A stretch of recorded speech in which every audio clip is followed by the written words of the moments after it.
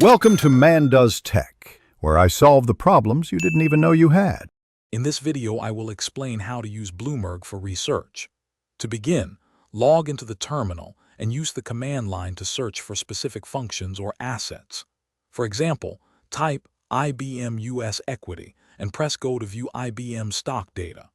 You can then navigate through various tabs like HP for historical prices or DES for company description. This provides a foundational understanding of a company's profile and market performance. For deeper analysis, specific functions are key. Use X to screen for equities based on criteria like market capitalization or dividend yield. If you are researching fixed income, ALC provides comprehensive bond quotes and analytics. To understand macroeconomic trends, EXT offers a wealth of economic statistics, including GDP growth and inflation rates. These tools help you quickly pinpoint relevant data. Beyond basic data, Bloomberg offers powerful advanced tools.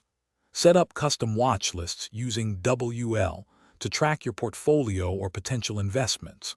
For comparative analysis, the RV function allows you to perform relative valuation across peers. Additionally, access a vast library of analyst reports and industry research through ANR to gain expert perspectives and deeper insights into market movements. To truly maximize your research, personalize your terminal layout to suit your workflow, placing frequently used functions front and center. Don't forget to leverage Bloomberg Chat to connect with other professionals and share insights, fostering a collaborative research environment. This can provide valuable perspectives and expand your network.